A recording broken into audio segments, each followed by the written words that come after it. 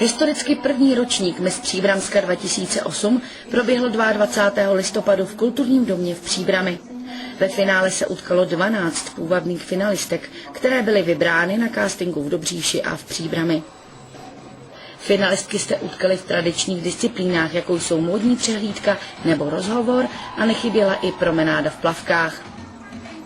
V porotě této soutěže usedly mimo jiné i starostové příbramských měst. Program večera byl velmi pestrý a netradiční.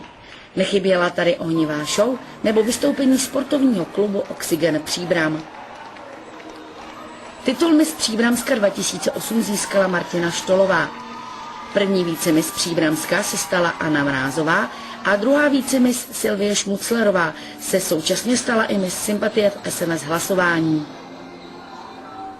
V rámci finálového večera byla také vydražena korunka Miss Příbramska za 4 000 korun a peníze dostalo občanské sdružení Slunce dětem.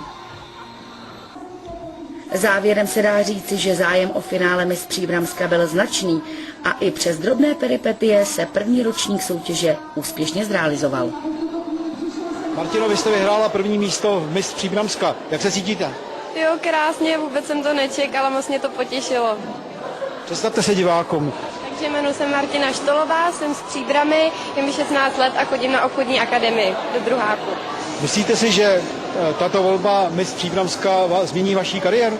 No, moc bych byla ráda, kdybych se dostala nějak víc k modelinku, protože bych o to měla velký zájem a jinak nevím zatím. Když by vám nevyšel ten modeling, s jakým zaměstnáním jste počítala do budoucna? Tak věnuju se krasobruslení ve volném čase, což mě dost vytěžuje, takže asi dále pokračovat v bruslení. Řekněte nám, jaké byly vůbec přípravy na tuto soutěž?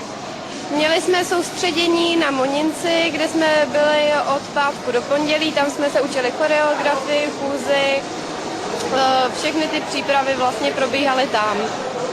Já vám za televizi Fonka gratuluju k tomuto umístění. Děkuji moc krát. Pane starosto, dnes v Příbramském kulturním domě proběhla první Miss Příbramska. Jak hodnotíte průběh celého večera? Tak jako občan, jako divák hodnotím velice kladně. Byla sranda, děvčata byly pěkný, myslím si, že uměli hezky tancovat, uměli hezky mluvit a já sám se těžko rozhodoval, komu dám nejvyšší počet bodů. Co pro město Příbram vlastně znamená mít svou vlastní soutěž krásy?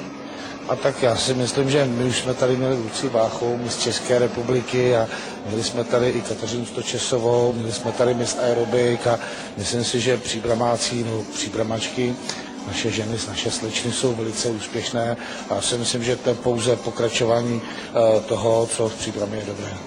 Vy jste usedl v porotě spolu s dalšími starosty z okresu. Debatovali jste v průběhu večera o tom, která dívka má vyhrát, nebo jste si nechávali své názory pro sebe? A tak debatovali jsme o ledasčem, samozřejmě. Já jsem tady měl svoje želízka a musím říct, že všechny tři, co tady vyhráli, tak jsem měl mezi první pětkou. Takže například jsem dobře hodnotil a probírali jsme ledacos, ale věnovali jsme se zábavě a věnovali jsme se těm krásným děvčatům, který tady dneska byli. Já bych chtěl říct, že ty krásné děvčata nebyly jenom na tom pódiu, nebyly jenom v té soutěži, ale tady byl play kulturní dům dneska krásných děvčat. Dívky se představily v mnoha disciplínách, ve které jste si vy osobně přišel na své. Tak mně se líbil, abych řekl upřímně, ten tanec, ten volej styl se mi tady líbil. A samozřejmě disciplína jako plavky, ta zaujme každého muže. Estrádní sál kulturního domu se zaplnil, dá se říct, z poloviny. Nemrzela vás ta samá návštěvnost? Tak to je věc organizátorů, kteří to organizovalo, to neorganizovalo město Příbram, ale věřím tomu, že příští rok ty organizátoři lépe zvládnou. Ono totiž nebylo to moc povědomí, že tato soutěž tady je a že příští rok tady bude plno. Já bych tímto chtěl i, pokud bude příští ročník, všechny pozvat, protože fakt to tady bylo hezký. Děkuji moc za rozhovor. Já také děkuji, hezký den.